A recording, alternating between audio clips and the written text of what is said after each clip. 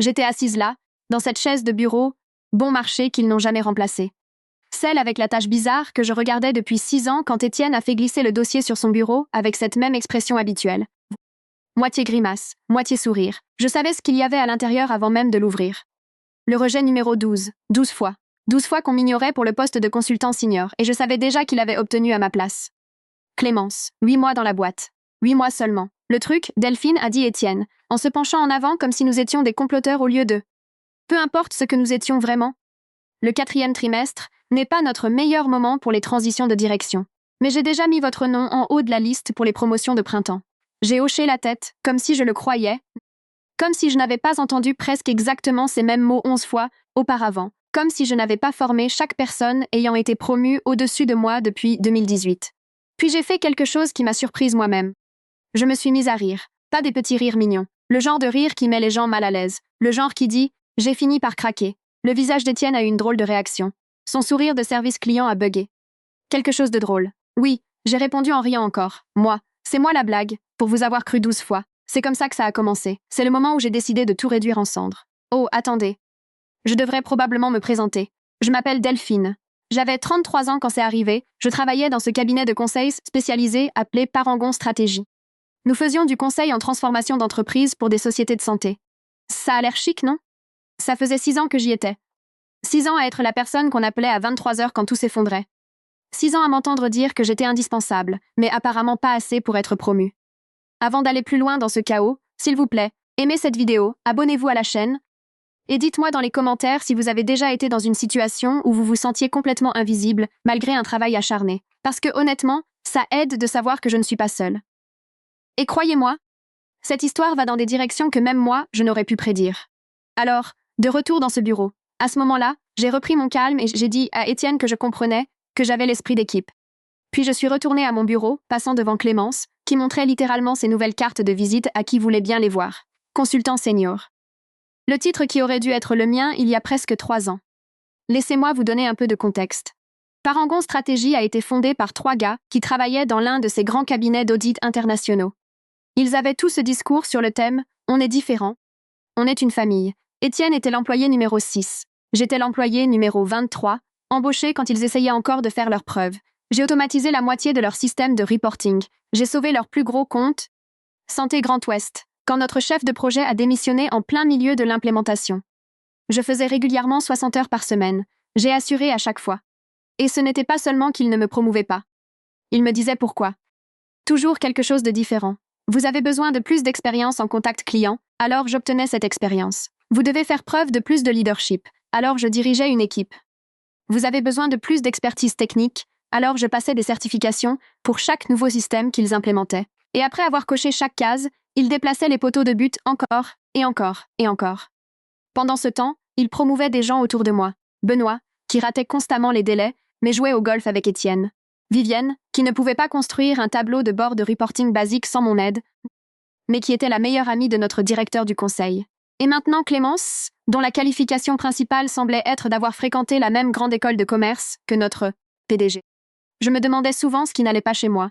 N'étais-je pas assez charmante? Pas assez politique? Pas le bon sexe? Pas le bon parcours? J'ai passé tellement de temps à essayer de déchiffrer le code. Mais assise là ce jour-là, à regarder Clémence parader avec son nouveau titre, quelque chose a simplement cliqué. Il n'y avait aucun code à déchiffrer. Le système était juste truqué. Pas seulement contre moi, mais contre quiconque croyait que le mérite comptait vraiment. Ce soir-là, je suis rentrée chez moi et j'ai pleuré. Mais genre, vraiment pleuré. Le genre de moment où vous êtes assise par terre dans votre salle de bain à 2 heures du matin en vous demandant comment vous êtes devenue cette personne. J'ai appelé ma sœur Renée et elle m'a écouté râler pendant 1 heure. Puis elle a dit quelque chose qui a tout changé. Alors démissionne. Je ne peux pas juste démissionner, j'ai dit. J'ai investi 6 ans. Ce n'est que le biais des coûts irrécupérables qui parle, a-t-elle dit. Renée est économiste. Elle diagnostique toujours les problèmes de ma vie avec des théories économiques. Ce n'est pas si simple, j'ai argumenté. Le marché du travail est tendu et j'ai besoin d'eux. Non, Delph, elle m'a interrompu. Je n'ai pas dit de trouver un autre emploi. J'ai dit démissionne, dans le sens arrête de leur donner le meilleur de toi-même. Arrête de t'en soucier. Arrête d'essayer d'obtenir l'approbation de gens qui n'ont manifestement aucune intention de te la donner. Je suis restée pensive un instant. Ce n'est pas ce que je suis, j'ai fini par dire. C'est peut-être ce que tu dois devenir, a-t-elle répondu. Je n'ai pas pu dormir cette nuit-là. Je n'arrêtais pas de penser à ce que Renée avait dit. à la façon dont j'avais passé 6 ans à essayer de faire mes preuves auprès de gens qui avaient déjà décidé de ne pas me voir. Et quelque chose s'est durci en moi. Un plan a commencé à se former. Voyez-vous, je savais des choses. Je savais comment tout fonctionnait réellement chez Parangon, pas comment ils prétendaient que ça fonctionnait dans leur présentation sophistiquée.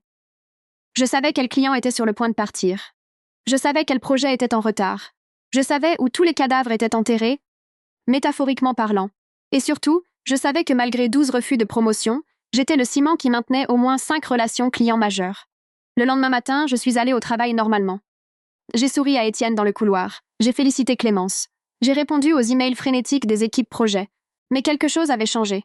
Pour la première fois en 6 ans, je n'essayais d'impressionner personne. À la place, j'ai commencé à tout documenter. Chaque processus que j'avais créé, chaque solution de contournement que j'avais inventée, chaque relation client que j'avais sauvée. J'ai tout organisé dans un carnet numérique privé. Pas la propriété de l'entreprise, ma propriété.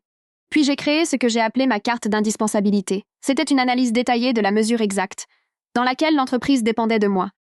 Où se trouvaient les dépendances critiques, et, c'est important, quels clients avaient des relations avec moi spécifiquement, plutôt qu'avec Parangon dans son ensemble. Vous vous dites peut-être que ça semble calculé, voire froid. Et vous savez quoi? Vous avez raison, mais 12 rejets, ça change une personne. 12 fois s'entendre dire qu'on n'est pas tout à fait assez bon quand on sait pertinemment qu'on l'est, ça vous transforme. Je me suis donné 6 mois. 6 mois pour exécuter ce que j'ai commencé à appeler ma sortie silencieuse. Pas la démission silencieuse, ça c'est quand on fait le strict minimum, non.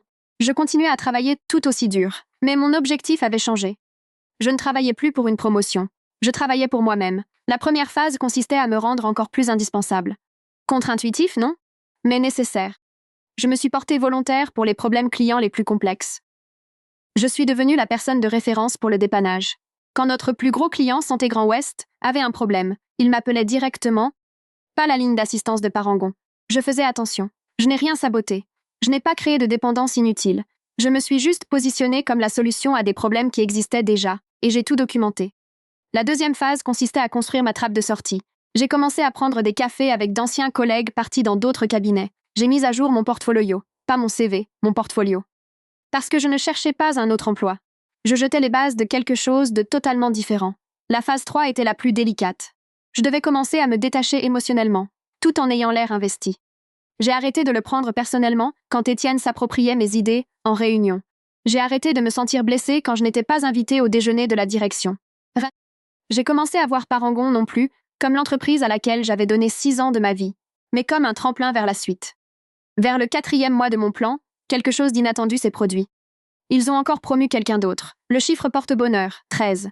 Cette fois, c'était Théo, un gars qui était là depuis 2 ans et dont la qualification principale était d'être agressivement médiocre, mais très, très sûr de lui.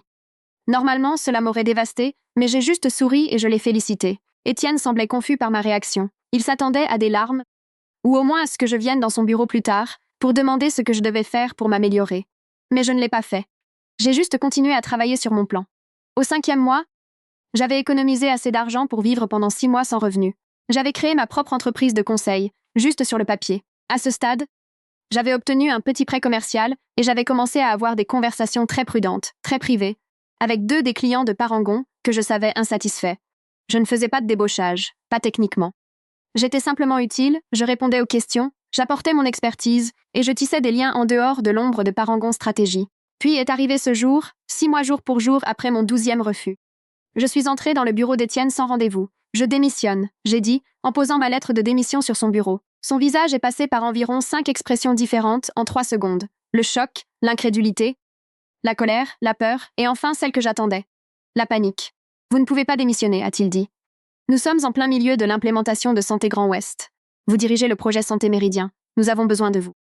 J'ai juste souri. 2 semaines de préavis. Tout est dans la lettre. Est-ce que c'est au sujet de la promotion? Parce que nous pouvons en discuter.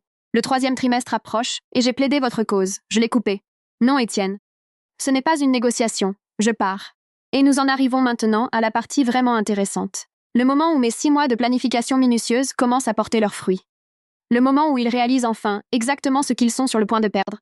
Mais avant d'entrer dans les détails, j'ai besoin de reprendre mon souffle, car, même maintenant, 2 ans plus tard, raconter cette histoire fait battre mon cœur à toute allure. Cela me rappelle à quel point j'étais terrifiée, à quel point j'ai failli reculer. Combien de fois j'ai failli me convaincre de rester dans cette misère confortable plutôt que de tout risquer pour moi-même. Alors, vous voulez savoir ce qui s'est passé ensuite? Comment ils ont réagi quand ils ont réalisé ce que j'avais fait? Comment ma vengeance n'était pas seulement douce, mais durable? Parce que croyez-moi, les voir supplier n'était que le début. Les 2 semaines qui ont suivi ma démission ont été un chaos absolu. Je n'ai jamais vu un lieu de travail imploser de manière aussi spectaculaire, et j'étais aux premières loges. D'abord, Étienne a essayé de convaincre les associés qu'il pouvait facilement me remplacer. Il a convoqué une réunion de direction d'urgence, à laquelle, ironiquement, je n'ai pas été invitée, où il aurait déclaré que les contributions de Delphine ont été précieuses, mais que nous avons des systèmes solides en place. C'est alors qu'ils ont commencé à découvrir à quel point ils se trompaient. Vous voyez, je n'avais pas réalisé à quel point j'avais discrètement construit l'infrastructure de Parangon Stratégie au fil des ans. Toutes ces nuits tardives à réparer des choses dont personne d'autre ne voulait s'occuper. Toutes ces solutions de contournement que j'avais créées parce que les processus officiels étaient nuls. C'était comme si j'avais maintenu l'entreprise debout avec du ruban adhésif et de la détermination pendant 6 ans. Au 3e jour de mon préavis, la panique s'était installée. Soudain, Étienne voulait que je documente tout ce que je faisais. Il a programmé des réunions quotidiennes de transfert de connaissances. Il a même demandé si je pouvais créer des supports de formation pour mon remplaçant, qui, au passage, n'existait pas encore. Bien sûr, ai-je répondu avec un sourire mielleux. Mon tarif de consultation horaire est de 275 €. Sa tête, quand j'ai dit ça, a été inestimable, comme si j'avais suggéré qu'il me donne son premier-né. Vous travaillez ici, a-t-il bafouillé.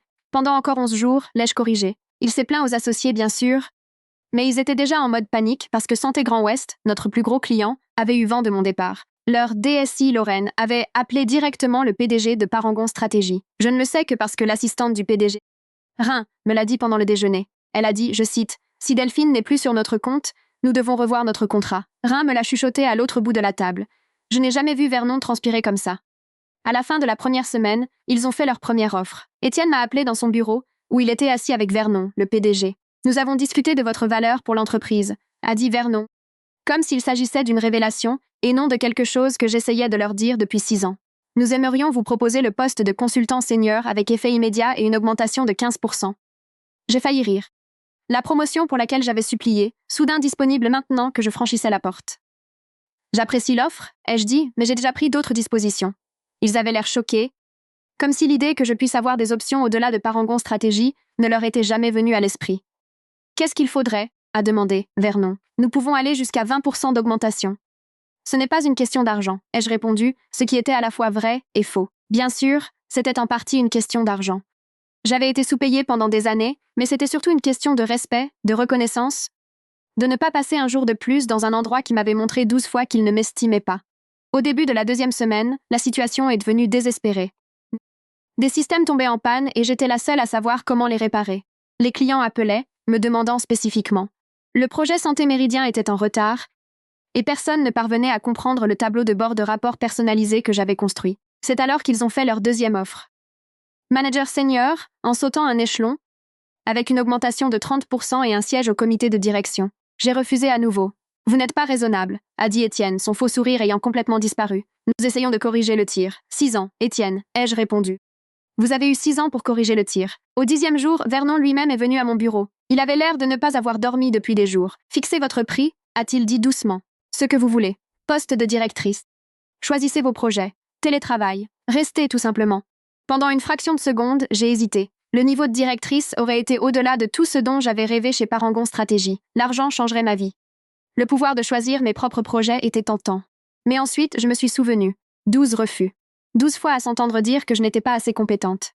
12 fois à regarder quelqu'un de moins qualifié repartir avec la promotion que je méritais. Je suis désolée, ai-je dit, mais ma décision est prise. Lors de mon dernier jour, j'ai fait quelque chose qui m'a surprise moi-même. J'ai été professionnelle. J'ai remis tout ce qu'ils avaient demandé. Toute la documentation, toutes les coordonnées, toutes les mises à jour sur l'état des projets. Je n'ai pas coupé les ponts. Je n'ai rien saboté. Je suis juste partie. Alors que je sortais en portant mon triste petit carton de plantes de bureau et de tasses à café, Étienne m'a arrêté dans le hall. « Vous faites une erreur », a-t-il dit. « Vous ne tiendrez pas 6 mois toute seule. » J'ai juste souri. Regardez-moi faire. C'est ici que l'histoire bascule. Parce que ma vengeance n'était pas de démissionner de manière spectaculaire ou de les faire paniquer, même si c'était satisfaisant. Ma vengeance, c'est ce qui est arrivé ensuite. Vous vous souvenez de ces 2 clients insatisfaits dont j'ai parlé? Ceux avec qui j'avais eu des conversations prudentes. Le lendemain de mon départ de Parangon Stratégie, j'ai eu des réunions officielles avec eux 2. Pas en tant qu'employée de Parangon Stratégie, mais en tant que fondatrice et PDG de mon propre cabinet de conseil, Clarity Partners. Une semaine plus tard, Santé Grand Ouest a résilié son contrat avec Parangon Stratégie et a signé avec moi. Pas seulement pour l'implémentation sur laquelle je travaillais, mais pour l'ensemble de leur portefeuille de projets. Quand Vernon l'a appris, il m'a appelé. Apoplectique. C'est une violation de votre clause de non-concurrence, a-t-il crié. En fait, non, ai-je dit calmement. Je n'ai jamais signé de clause de non-concurrence. Vérifiez vos dossiers. Il a fait silence parce qu'il savait que j'avais raison. Dans toute la paperasse pendant 6 ans, il n'avait jamais pris le temps de me faire signer une clause de non-concurrence. Un oubli qui leur coûtait maintenant des millions. 3 semaines après, Santé Méridien a suivi. Leur directeur de l'exploitation m'a dit plus tard que lorsqu'ils avaient appelé Parangon Stratégie pour annuler, Vernon avait proposé de réduire leur tarif de 40%. Ils ont refusé. Au 3e mois, j'avais 5 clients, 3 venant de Parangon Stratégie et 2 nouveaux grâce à des recommandations. Je gagnais le triple de ce que je gagnais chez Parangon Stratégie. J'ai embauché ma première employée, Tania, une analyste brillante qui avait été ignorée dans son ancienne entreprise. Le meilleur dans tout ça, c'est que je n'avais plus à faire 60 heures par semaine. J'ai fixé des limites. J'ai facturé ce que je valais. J'ai construit des systèmes qui fonctionnaient dès le départ, au lieu de bricoler des systèmes cassés. Au 5e mois, quelque chose d'inattendu s'est produit. Clémence, vous vous souvenez d'elle? La promotion numéro 12? Elle m'a contactée sur LinkedIn. Elle voulait que l'on se voie pour un café. Je suis malheureuse, a-t-elle avoué, en remuant nerveusement son café au lait. Tout s'effondre là-bas. Personne ne sait ce qu'il fait. Le compte de Santé Grand Ouest est un désastre. Étienne rejette la faute sur tout le monde sauf lui-même. J'ai hoché la tête avec sympathie. Rien de tout cela ne me surprenait. Il parle de vous comme si vous étiez le croque-mitaine. A-t-elle continué. Vernon a en fait interdit à quiconque de prononcer votre nom en réunion, mais ils ne peuvent pas non plus s'empêcher de parler de la façon dont les choses fonctionnaient quand vous étiez là. Je n'ai pas pu m'empêcher de ressentir un peu de suffisance, mais aussi de la tristesse. Triste pour les gens qui sont toujours piégés là-bas. Triste pour les 6 années que j'avais gâchées à essayer de prouver ma valeur à des gens qui n'allaient jamais la voir. Pourquoi me dites-vous ça? Lui ai-je demandé. Elle a pris une grande inspiration. Je veux travailler pour vous. J'ai failli m'étouffer avec mon café. Pardon? Je sais que c'est bizarre, a-t-elle dit. Et je comprends si vous dites non, mais vous avez construit quelque chose d'incroyable en seulement quelques mois. Vous faites le travail que vous voulez faire avec des clients qui vous respectent. C'est ce que je veux. J'ai observé son visage, cherchant des signes de tromperie. Était-ce une sorte d'espionnage industriel? Une ruse pour m'inciter à révéler ma liste de clients, mais je n'y ai vu que de l'épuisement et quelque chose que je reconnaissais intimement, le besoin désespéré d'être valorisé pour son travail. Envoyez-moi votre CV, ai-je fini par dire. Et nous discuterons. 6 mois jour pour jour après avoir quitté Parangon Stratégie, j'ai reçu un appel d'un numéro que je ne connaissais pas. Quand j'ai répondu, une voix familière a retenti. Delphine, c'est Vernon. Mon cœur a raté un battement. Bonjour, Vernon. Que puis-je faire pour vous? Nous devons parler, a-t-il dit, la voix tendue. Les choses ici sont. Nous sommes en difficulté. Les chiffres trimestriels sont les pires depuis 5 ans. Nous avons perdu 7 clients de plus depuis votre départ. J'ai attendu, sans rien dire. Nous voulons que vous reveniez, a-t-il fini par lâcher. Nous nous alignerons sur votre salaire actuel. Nous le doublerons même. Un poste de direction? Des parts sociales. Tout ce que vous voudrez. J'ai fermé les yeux, savourant l'instant. C'était ça, précisément ça, que je voulais entendre depuis si longtemps. La validation, la reconnaissance, l'aveu que j'avais eu raison depuis le début. Mais c'est arrivé trop tard. Je vous remercie pour l'offre, ai-je dit, en écho aux mots que j'avais utilisés pour rejeter leur précédente tentative de me retenir. Mais cela ne m'intéresse pas. Nous sommes désespérés, a-t-il admis. La voix brisée. S'il vous plaît, venez simplement pour une réunion. Fixez vos conditions. C'est là que j'ai réalisé quelque chose d'important. Mon fantasme de vengeance s'était toujours terminé par eux, me suppliant de revenir et moi acceptant triomphalement à mes conditions. Mais maintenant que cela arrivait vraiment, j'ai découvert que je ne voulais pas y retourner. Pas pour tout l'argent du monde, pas pour n'importe quel titre, parce que j'avais construit quelque chose de mieux, quelque chose qui m'appartenait. Je suis désolée, Vernon, ai-je dit, et j'ai été surprise de constater que je le pensais vraiment. Mais j'ai tourné la page, et vous devriez en faire autant. Après avoir accroché, je me suis assise à mon bureau, mon vrai bureau, dans mon vrai bureau, avec le nom de mon entreprise sur la porte, et j'ai pleuré. Pas des larmes de tristesse, ni de colère, du soulagement, une libération. L'abandon final de 6 années passées à ne pas se sentir tout à fait à la hauteur. Aujourd'hui, Clarity Partners compte 17 employés. Nous avons doublé notre chiffre d'affaires chaque année ces 2 dernières années. Nous sommes sélectifs quant à nos clients, nos projets et, surtout, à la façon dont nous traitons notre personnel. Clémence est maintenant ma directrice du service client. Il s'avère que lorsqu'elle n'est pas piégée dans un environnement de travail toxique, elle est en fait brillante. Tania dirige notre division d'analyse. Nous avons même embauché Ren, l'ancien assistant de Vernon, comme responsable des opérations. Parangon Stratégie est toujours en activité, mais ils ont considérablement réduit leurs effectifs. Étienne a été remercié l'année dernière. Vernon m'a recontacté il y a 6 mois, cette fois pour proposer une fusion. J'ai décliné poliment. La vengeance n'était pas de les regarder lutter. Ce n'était même pas de construire quelque chose de réussi par moi-même. La vraie vengeance a été de découvrir que je n'avais jamais eu besoin de leur validation pour commencer. Que je pouvais m'estimer même quand eux ne le faisaient pas. Ces 12 refus n'étaient en fait que 12 redirections me poussant vers l'endroit où j'étais censé être depuis le début. Alors, si vous êtes assis là en ce moment, avec l'impression d'être ignoré, sous-estimé ou coincé dans un endroit qui ne reconnaît pas ce que vous apportez, écoutez-moi bien. Vous n'avez pas à vous consumer pour réchauffer les autres. Vous n'avez pas à continuer de passer des auditions pour des gens qui ont déjà décidé de ne pas vous retenir. Parfois, la meilleure vengeance ne consiste pas à rendre l'appareil. Il s'agit de se libérer. Et écoutez, je sais que cette histoire peut sembler trop parfaite, trop belle pour être vraie, mais je vous promets qu'elle est réelle. J'ai les cicatrices de guerre et les déclarations d'impôts pour le prouver. Si une partie de cette histoire a résonné en vous, n'hésitez pas à cliquer sur le bouton j'aime et à vous abonner à la chaîne. Laissez un commentaire ci-dessous si vous avez déjà dû quitter une situation pour trouver votre véritable valeur. Je lis chaque commentaire et vos histoires m'aident à me sentir moins seule dans la mienne. Merci de m'avoir écouté divaguer si longtemps. Parfois, j'ai encore du mal à croire à quel point ma vie est différente aujourd'hui par rapport à ce qu'elle était il y a 2 ans. Rappelez-vous simplement que votre valeur ne diminue pas en raison de l'incapacité de quelqu'un à la voir. Et parfois, la chose la plus puissante que vous puissiez faire est de partir. On se retrouve dans la prochaine vidéo.